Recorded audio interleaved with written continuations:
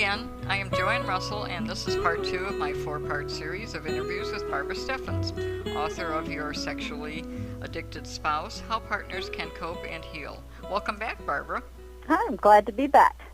Oh, I'm glad to have you back. In part one of this series, we discussed the two models of treatment that are used to treat partners of sex addicts. Today we will be talking about how partners react to the discovery that sexual addiction is now a part of their lives.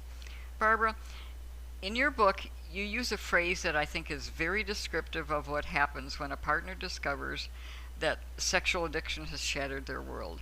You call this a life quake. Would you describe for our listeners just what a life quake is? Yeah, I think of a life quake as an event that shakes and shatters and changes everything. It catches us by surprise. We may, if you're thinking about an earthquake, you may feel a few rumbles here or there, but you really don't know the magnitude until it fully hits. And when it hits, it changes everything. It affects every part of life. And like any major life event, this life quake can bring about a lot of questioning of reality. Partners will question the reality of what happened in their past in a relationship. And they'll question the reality of what's going on in the here and now. It just puts everything in question. It puts the future that we thought we were headed towards in jeopardy. It touches the past, touches everything, and you know that at this point, life will never be the same. It is forever altered. Some women will call this their D-Day, their disclosure day. Life quake is another way of describing that, just that physical and emotional shattering of reality. And I think it's so completely visual for us. Mm-hmm. It's very descriptive. One of the most interesting ideas that you discuss in your book concerns the loss of safety that partners of sex addicts feel, and that their behaviors are simply predictable, adaptive methods of trying to find that place of safety again. Can you tell your listeners more about this? Sure. When we're faced with a dangerous situation, or we survive a dangerous situation, we move into a survival mode. We want to be safe. We want to feel safe again.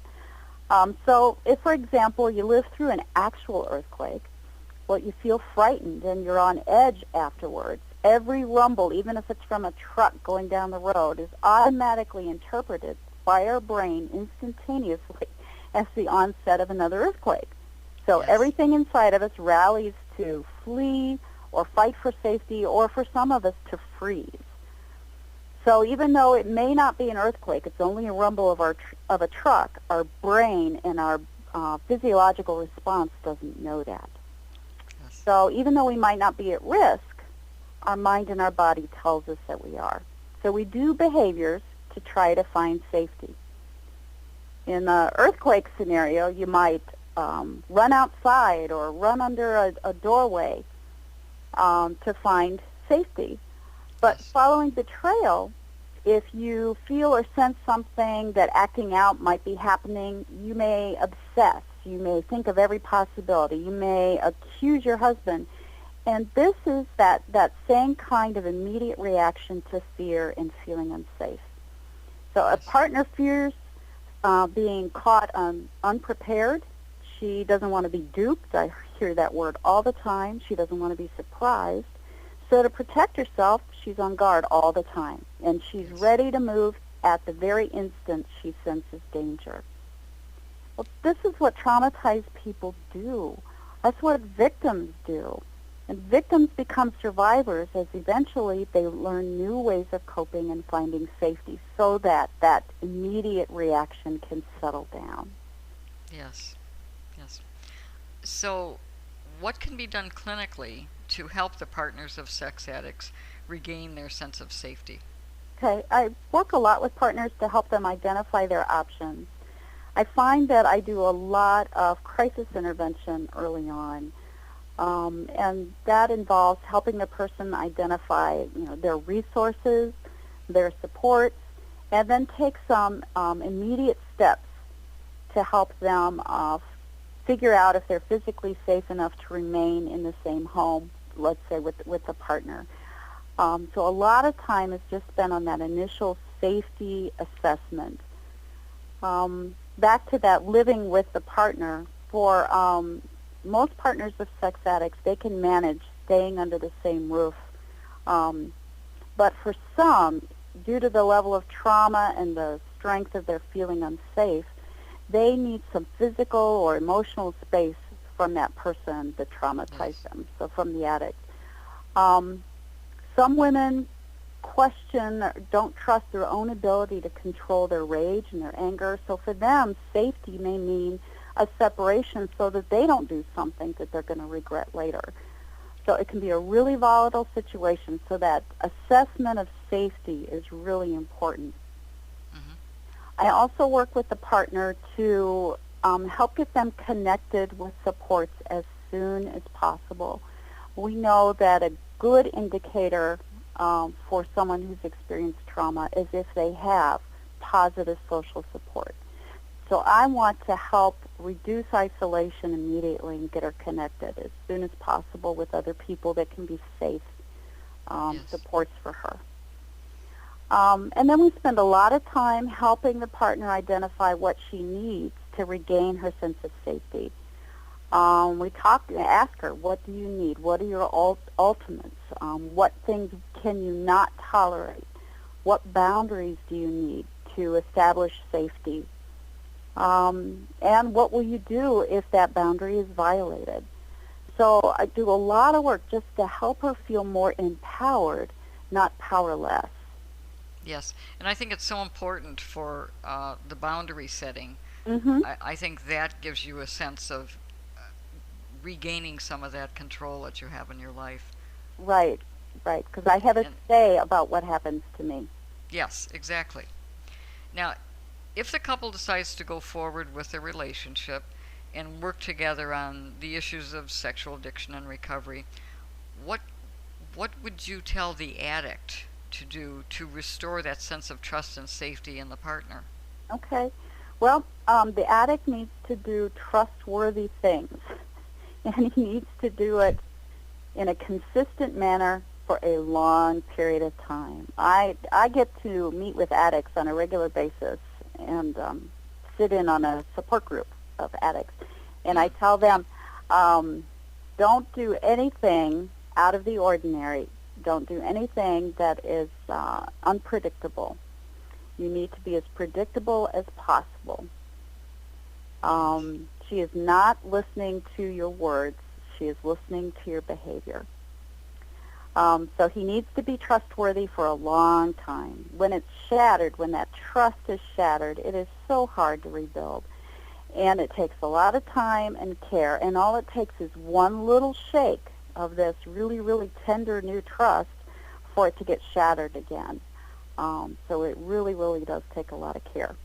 The addict also needs to gain some understanding and real empathy for the pain that he's inflicted on the partner, and to have some real remorse over time. And then he needs to be able to communicate that. I hear that more often than anything. If he would just get it, I would feel safer with him.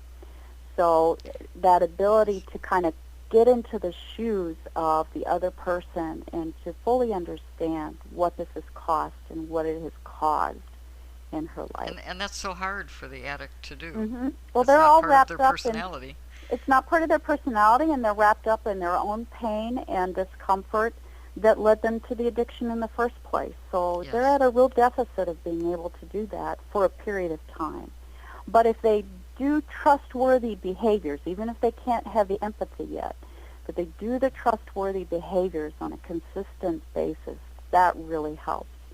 Now, in some relationships, there's some things that, we suggest that can really help, like making sure he doesn't have unaccounted for time, that, someone is holding him accountable to how he's spending his time. Maybe frequent calls or check-ins, a plan in place for travel, accountability in any online or computer time or access. A big one is openness around financial information, And then also access to the addict's sponsor or accountability person can be really Yes. helpful in building trust. Yes, and I had never thought of that. I think it's an Having okay access to the thing to ask sponsor. for.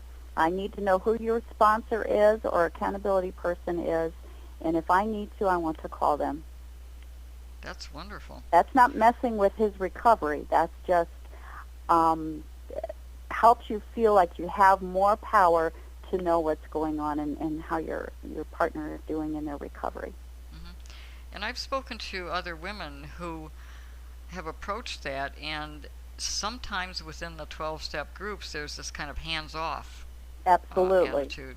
It's more like I'm working my program, you go work yours, and maybe if somehow we can find each other, that'll be wonderful. I don't find that helpful or restorative. Exactly. I think there's a lot of confusion out there among counselors, addicts, and partners, and certainly myself, over certain terminology that's associated with sexual addiction. Let's start with boundaries versus control. Now, how would you clarify the difference between these two terms? Okay. Well, a boundary is something that I set for myself for the purpose of protecting myself or to identify an area of responsibility. If you think of a boundary as a fence, fence serves to say I'm responsible for my yard inside this fence. You're responsible for what's outside of it. Or Yes. think of it as a screen. It helps screen out things you don't want entering into your space. So it serves to keep bad out and good in.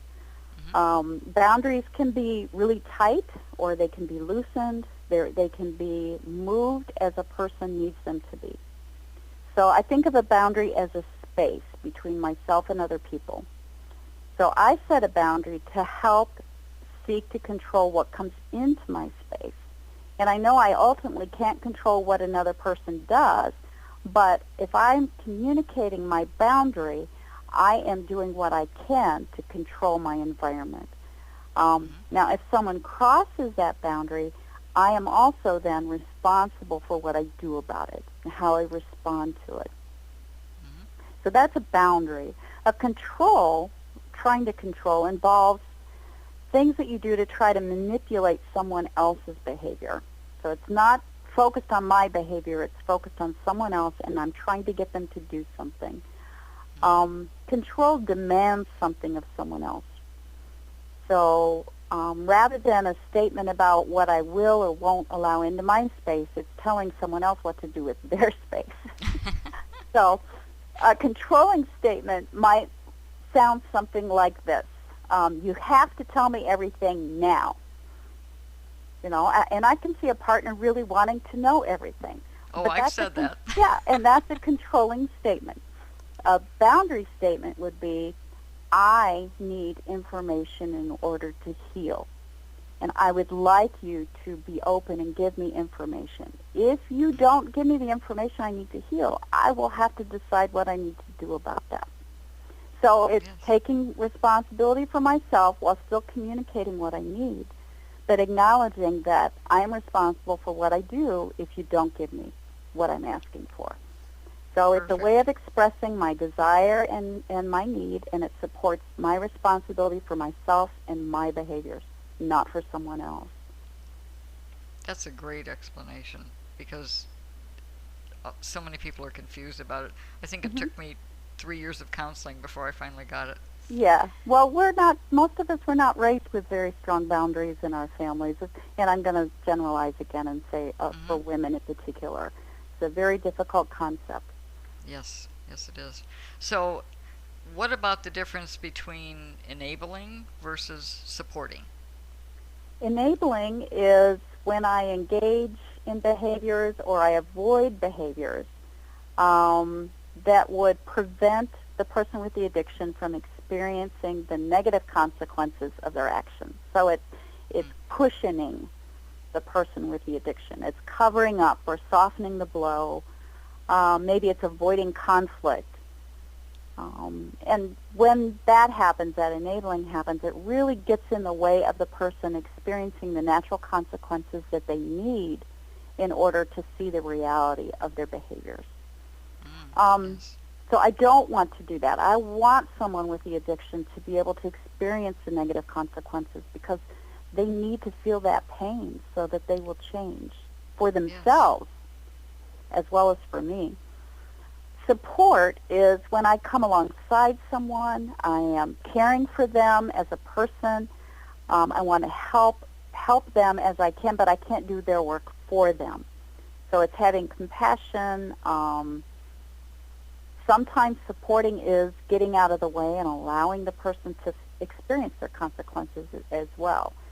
So it's not based on avoidance, but support finds a way of expressing hope or appreciation or compassion while still holding the person responsible for their behaviors. Yes. One of the most difficult tasks that a partner of a sex addict faces is learning to trust again. Mm-hmm.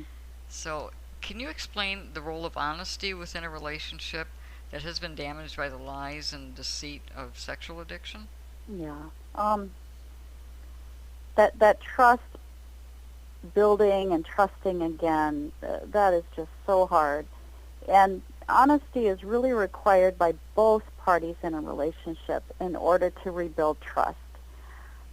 The addict is working on learning to be honest, and he's practicing that within the relationship. That's the stuff that is really essential to help rebuild trust. Yes. And that starts with him, again, being honest and providing a complete disclosure. I really am a firm believer of a total disclosure in order to then have something to build trust upon. Absolutely. Trust assumes honesty. It also requires predictability.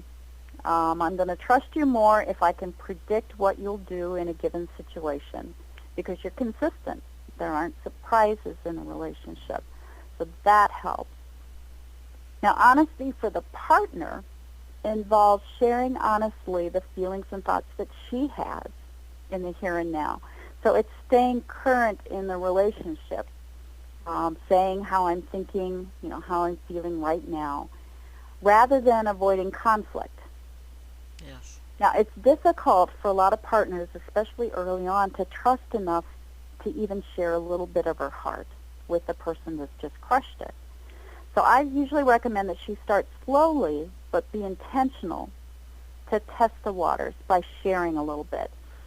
So she can share honest things like, I don't trust you right now, and so I'm being really careful around you. That's an honest statement that helps build trust because he doesn't have to guess then what she's thinking and how is she feeling.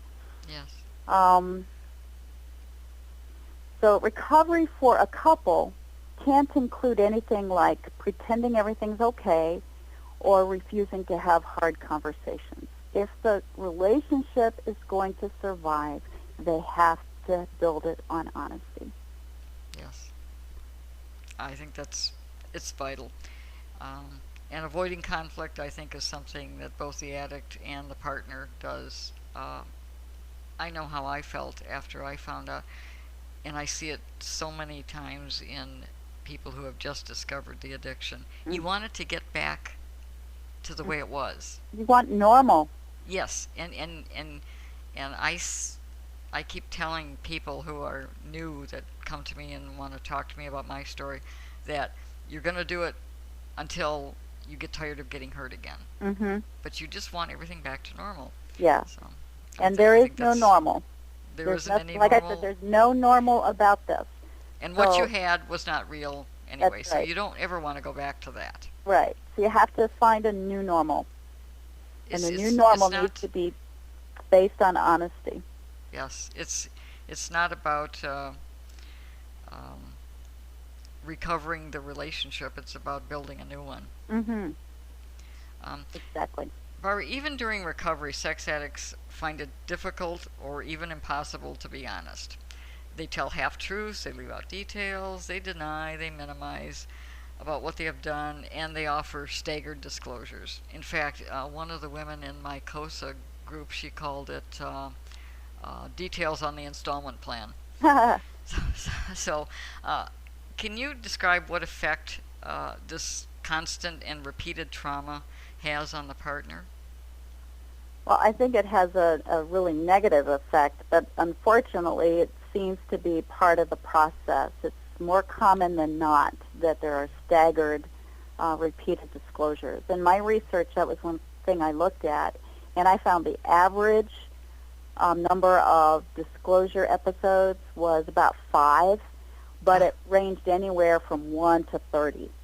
So big, wide span. I think I had more than 30 coming out of my Yeah, husband. yeah, it can go on, and that is not healthy or helpful. But I see those events as kind of like if we were talking about the earthquake before, Yes. it's kind of like continued tremors when there Aftershocks. Aftershocks, when there are continued half-truths or deceit. Anything that was starting to be built is just shattered again, and Yes. the person will be back to square one. Anything that you've built can't carry that weight. So real healing is not going to happen until there is that full disclosure, so that now you have a foundation upon which to build. Yes. It's hard for the partner to start to heal until the quaking stops. Yes. Now, speaking of disclosure, some partners want to know every detail. That was me. While others just want the bare minimum facts. Now, what are I know we just talked about the full disclosure, but go through it again so that it's such a hard concept to understand as Sure. to what full disclosure is and how it should be accomplished. Well, I believe a full disclosure is essential, especially if there's any hope of reconciliation. I think even if there's not reconciliation in the relationship, most partners want full disclosure so that they know what happened to them. Yes. And I believe that a planned, thought-out full disclosure is really the first step towards building that new relationship. But full disclosure doesn't mean that the partner needs all the gory details. A lot of those are more harmful than helpful. But usually a partner will ask, well, how do I know what details are important? So I usually suggest that the partner write out her questions, all those things that she thinks she wants to know, and then talk them over with someone before she asks the questions. Talking that through with a group member or a counselor can really be helpful. And then this allows her time to think of 2 different things. First is, how will knowing this information or detail help me? And then the second is there another way I can meet this need without the information? So if the need is to know that I'm not going to be duped or surprised again, the information about the past probably won't help me, meet that need. Right. Now, if it's to be able to make a decision as to the future of the relationship, then she does need information, but again, doesn't need sordid details. I've seen way too many women who, out of anger, demand specific details. What did she look like? What did she say? What did you do with her? And then that adds to the drama. As the brain tries to envision the details of what she now has in there. So I don't recommend asking for those kinds of details. So I have kind of these guidelines or parameters. So asking things like this: what types of behavior was the addict involved in? So was it pornography? What kind of pornography? Did it involve paid sex or sex clubs, anonymous sex, same-sex activity? So just, the categories of the kind of behavior. Yes. And then ask length of time involved in each. Because you want to know, in terms of looking back at history, it puts things in context that happened in the relationship. So length of time helps. Did the addict act out with anyone known to the partner? For most partners, that's really helpful and essential information. Or is it likely that she's going to come into contact with one of these people, say with an affair partner? Another question to ask is, where did the acting out occur? A general location, like in a hotel in Chicago, or did it happen in my home? Those are important things to know. Yes. And then, when was the last time? When did the acting out stop? Another really important thing to ask is, was any of the activity illegal? So could there be legal or employment consequences? Because those will affect the partner as well. She has every right to know those. Yes. Were minors involved? Again, a lot of partners automatically have this concern, are their children safe? So getting at, as part of the acting out, involved children is important for safety reasons. Absolutely. And then another question is how much money was spent Yes. on the acting out. A lot of times this is huge amounts of money, and it was money that really was stolen from the family, from the relationship. And she has every right to know how much this financially cost her and the family. Yes. Also, partners find it helpful to know if anyone else knows. Did they know about the acting out before she did? Who else knows about this is really important.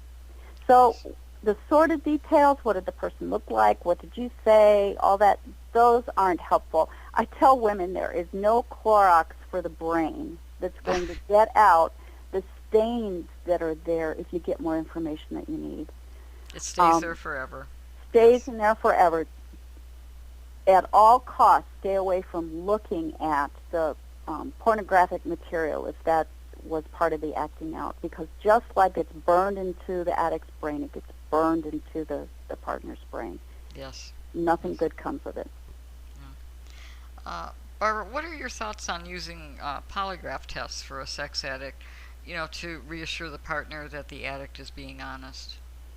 This is a good question and a really frequent question. I personally have real mixed thoughts on it. I've seen the polygraph really help partners kind of serve to settle the question they have about, is this disclosure really a complete disclosure? Do they really know all they need to know in order to move forward in the relationship? If a partner asks her husband to take a polygraph and he agrees to it, I always see that as a good sign. He's willing to be open and honest and to participate in that. If he refuses, that may be a red flag. I leave it to the individual to decide if it's needed and then help them determine why are they asking for it. I think a lot of times, much of what a partner wants to know, she can find out other ways through observing over time. And through the actions of the addict in all the other areas of his life.